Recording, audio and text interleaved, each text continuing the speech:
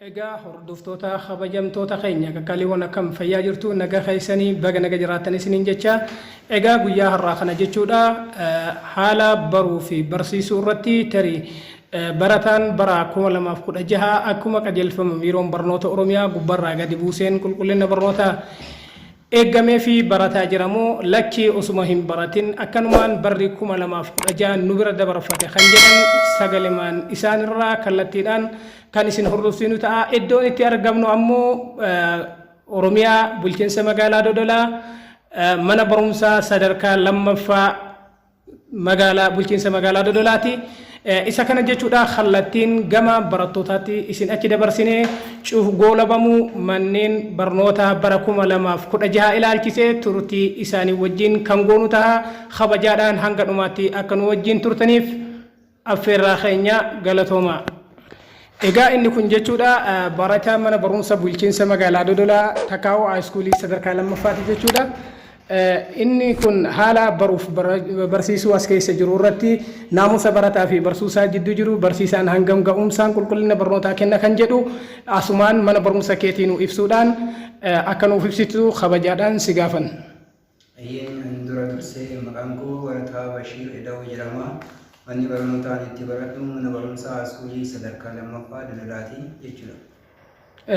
Mana barumsa sadarkaa lammaffaa Dodolaa akkasuma haalli barnootaa tarii mootummaan garraadhaa oguu gad buusanii tarii miidiyaa garaagaraatiin ibsan qulqullinni barnootaa kan duraanii irra fooyya'eera kan jedhamu kun mana barnootaa keessatti maal fakkaataa akkam jira?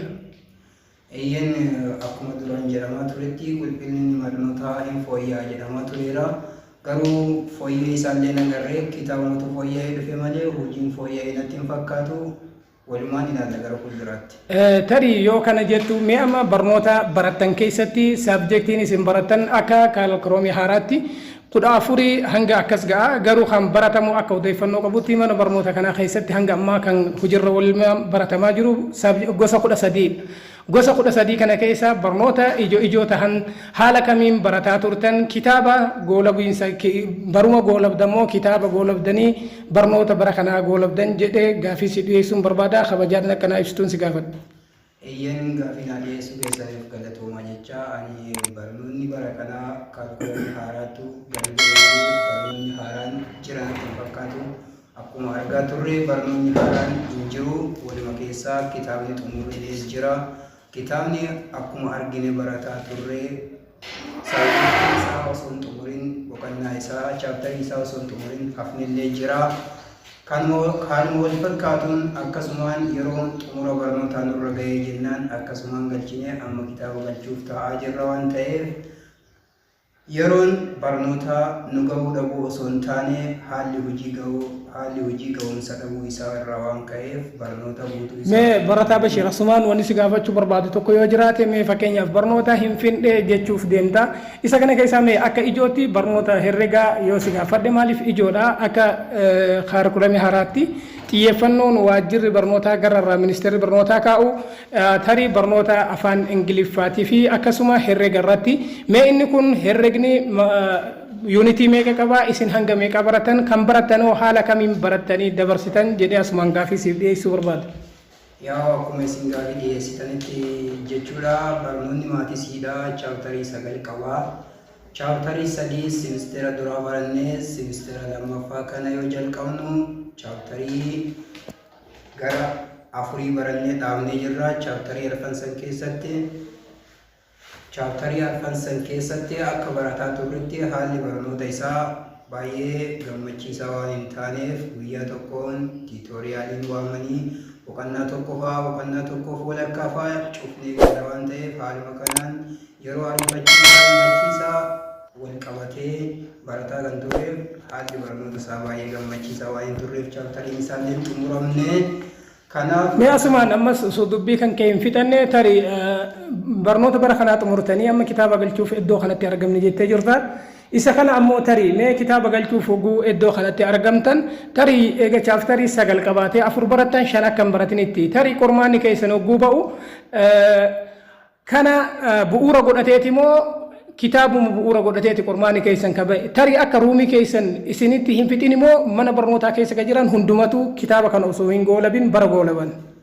Yaa'u akka barataa mana barumsaa kana keessa waliin jirruutitti barataan kilaasii tokkochatti baratu waan ta'eef akkuma kilaasii garagaraatiif baratu barsiisaa garagaraa qaba dandeettiin barnootaallee barsiisaallee garagara waan ta'eef haalli hordoffii barattoota barnoota kanaallee garagara waan ta'eef yaa'u barattoonni akka keenya hin xumurin jiranii garuu irra caalaan isaanii xumuranii jiru. Wanti guddaan irratti xiyyeeffachuu qabu akkaataa barsiisaan itti nama barsiisuudha. Amma carraa keenya ta'ee barsiisaan ga'umsa barsiisaatiin wal qabatee waan ta'ee jiruuf barnoonni keenya osoo hin xumuramin hafee jira. Yaa'u maal goona reegaa. Qormaanni haala kamiin isiniif ba'e? Kan isin baratan irra dhaabbateeti moo baruma xumuramuu irra dhaabbatee kitaaba jalqabarraa hanga dhumaatti qormaanni kan isiniif ba'e?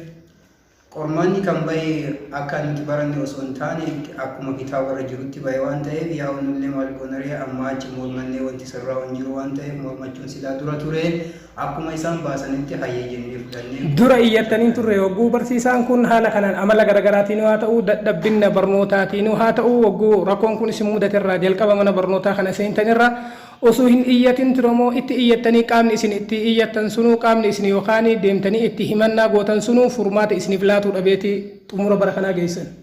Iyyachuun keenyas waan hafnee garuu furmaata isaan arganne iyyataa turre qaama dhimmi ilaallatutti illee iyyataa turre hanga daayirektarraa sadarkaa waajjira barnootaatis deemnee iyyachuu hin dandeenye. Sadarkaa waajjira barnootaatis deemnee iyyachuu dandeenye jirra waan ta'eef qaamni nuuf furmaata nu kennu hin jiru. Yoo furmaata gaafanne isinirraa yoo kaasne barataa akka keessaniitiif kenna waan ta'eef barataan akka keessanillee gaafii nutti kaasa waan ta'eef carraa keessanii hanga dandeettan baradhaan jechuudhaan qaamni dhimmi ilaallatullee hanga danda'e yaalii nu gochuuf taa'ee jira. Iyyachuun keenya nafnee akkasumatti carraa keenya jennee fudhannee waan ta'eef. Furmaatan arganne jechuudha. Furmaatan arganne eeyyeen akkuma duraanitti hafne. Namni gaafii keessan keessummeessee falasiniif kaa'ee hin jiru. Namni gaafii keenya nu keessummeessee hin jiru. Gaafachuun keenya nafni gaafii keenya durraa fudhanii hojiitti hin jijjiiranii akkasumatti hafe jechaadha. Obbo Bashir amma asirratti barataa Bashir dhiifama. Amma waan tokko si gaafachuu barbaada. Isa kanarratti tarii hoogganaan waajjira barnootaa ni jira. Tarii dhufee isin argaa isin hoo isa arguu dandeessanii wanti isarraa gaafattan jira. Eeyyen hoogganaa waajjira barnootaa magaalaa Dolola kanaa gaafannee turre yaa'u akka inni deebii isarraa argannetti nuti akka bara kanaatitti barattoota kutaa 12 qofa hordofnaa keessan homaa gochuu hin dandeenye nuun jedhee waan tureef akka qulqullina barnootaatitti ilaallee waan fudhannu taate qulqullinni barnootaa silaa sadarkaa gadii irraa jalqaba waan ta'eef sadarkaa gubbaa irraa jalqabuudhaan keessan homaa furmaatan goonuu jechuu danda'anii jiranii waan ta'eef homaa gara maraanuu furmaata dhabnee hafnee jirra jechuudha. Itti gaafatama waajjira barnoota bulchiinsa magaalaa Dodolaa obbo Ibsas hogguu gaafatan deebiin isaan isinii kennan akka amma argachaa jirutti tarii nu dhufnee isin laaluudhaaf yeroo hin qabnu kan nu laallu tarii warroota qormaata biyyaalessaa fudhatan akka kutaa 6 kutaa 8 kutaa 12 kanneen dubbifna malee isin dubbisuuf yeroo hin qabnu isiniin jedhanii deebisaa akkasii isinii kennan akka ati natti himtutti akkana jechaa jirtan natti fakkaata. Isa kana yoo ta'u maarree hordoftoota maamiltoota keenya akkuma dhagahaa jirtan qulqullina barnootaa jedhame inni miidiyaa lallabamu sun lafarra gad bu'eera moo lafarra gad bu'ee hin jiru kan jedhu wajjin eegana hangana yoo ilaalle tarii barataa biraasis yoo arganne haasoysiifne mee maal fakkaata kan jedhu wajjin ilaalaa tarii mana barnoota kana qofa osoo hin taane iddoo mana barnoota garagaraa jiran deemne kan walumaan ilaallu ta'a jechuudha. Qulqullinni barnootaa akkuma miidiyaa irraa lallabamu san jira moo hin jiru? Manni barnootaa keessatti hooggantoonni nama keessummeessuudhaaf hangam hayyamamuudhaaf rakkoo namaa furmaata laatuudhaaf kan jedhus wajjin kan ilaallu ta'a. Galatooma.